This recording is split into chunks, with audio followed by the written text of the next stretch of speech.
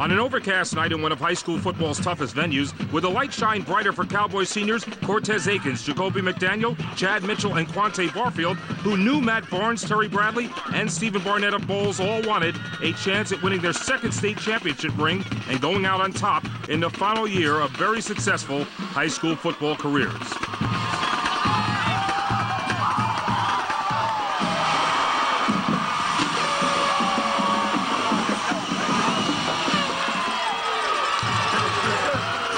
Bolles on their first possession of the game, playing real hungry offensively. Jamison fighting for every inch against that quick Madison County defense.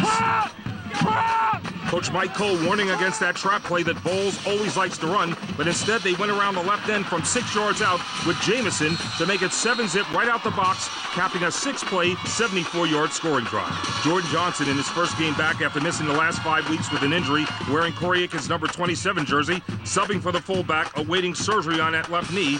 Johnson and sophomore Chase Singletary playing with a lot of heart and desire. Singletary rushed for 92 yards in the game. Bolles defense bent but wouldn't break, flying to the football to stall that Cowboy drive. Frankie Carroll hoping his team could stay intense in front of a standing room-only crowd of Madison County faithful who went through waves of emotion watching the Bulldogs try to stay up-tempo, not giving up any big plays until McDaniel showed the skills of a seasoned runner. He had 72 total yards of offense on the night.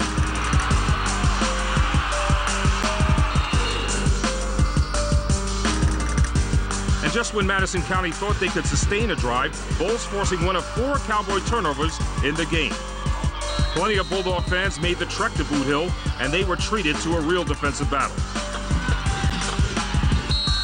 Later, the Cowboys and Johnson putting together a strong 10-play, 70-yard march toward the red zone. Then it was Singletary capping the long drive with a 3-yard quarterback keeper off the fake that tied the game at 7 apiece.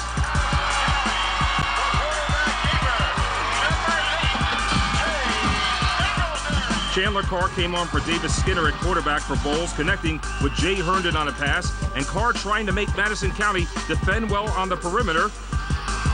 Then Carr going vertical on a nice slant route back to Herndon. The Bulldogs passing game finding its rhythm, and they kept being aggressive downfield until Josh Arnold jumped the route and picked off Carr's pass.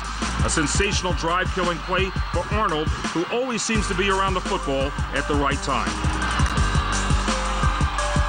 The Cowboys and Singletary got their deep game going down the stretch of the first half. Xavier Brown beating Matt Barnes down the right sideline for a big play. With just 4 seconds left, Bladen Goodge lined up for a 37-yard field goal attempt, but the kick was wide right, keeping the game tied as both teams finished the first half of the war.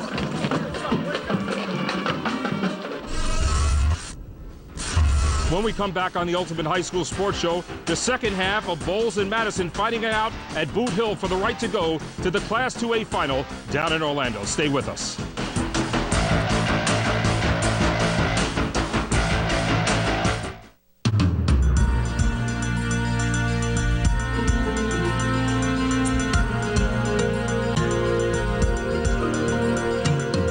We're the smallest community college in the state, but we serve the largest geographical region in the state, 6 counties, and they're primarily rural counties. We have more than just an educational obligation. We really have a social commitment to the students we serve, and at the end of the day, it's all about those students.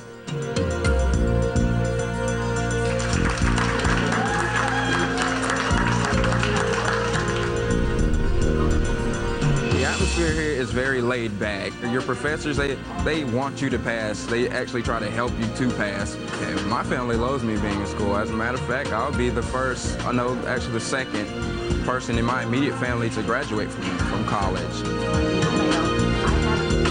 We have an outstanding faculty, not just in terms of training and academic preparation, but in terms of commitment to their mission here. We have a lot of teacher-student interaction here. That is the biggest advantage going to a school like this that I see. I actually can come out here and teach individual lab groups, and you'll see chondrocytes, the cells of the chondrocytes, and then I think the passion that I see is just transferring the knowledge to the kids. so that when they leave here, they're excited about learning.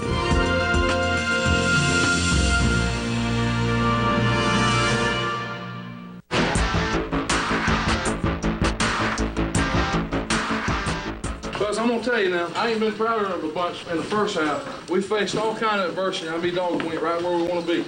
When we run sweep, we run fling, we run jet, stretch it. Give yourself a cutback lane, man. We can't get 4 holding penalties. We had 4 holding penalties in that half. We've got things we can do here now. We got stuff to do. We just got to do it. They don't want it. Then by God, if you want it, take it. You get that back now, that wheel back. You put a helmet on. I want to run red and white. We're going to get this. They can't stop that if they're going to pinch. That third quarter tone setter right from the opening pooch kick, DJ Stewart laying the hammer down.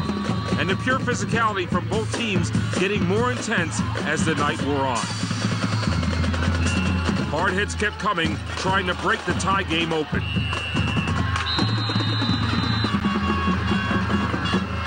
Unfortunately, everybody got a big scare later when Cowboy defensive back Josh Arnold lay motionless on the turf.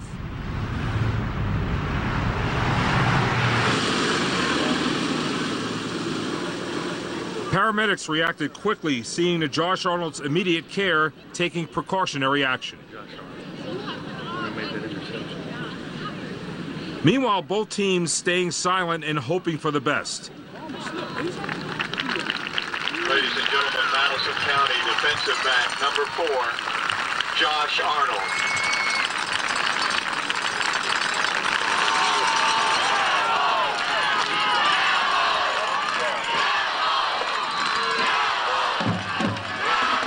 When play resumed, Madison County turning it up a notch on D with a big stop on Barnett. Quante Barfield riling those Cowboy fans up with the TKO, and on the change of possession, Barfield the catalyst on offense off the direct snap for a big gain right up the middle on the Bolles defense. Tay Singletary seemed to take over the game with his legs, improvising and trying to tire the Bulldogs defenders out, running sideline to sideline.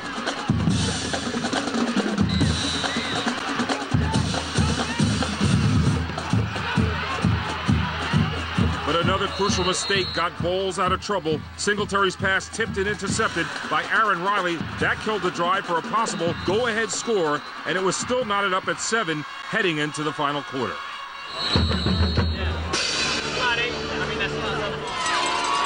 Late in the game, Madison County fans still optimistic. Meanwhile, on the other side of the field, Bulldog supporters loving the fact that their squad was up by a touchdown thanks to Stephen Barnett scoring about 6 minutes earlier in the 4th.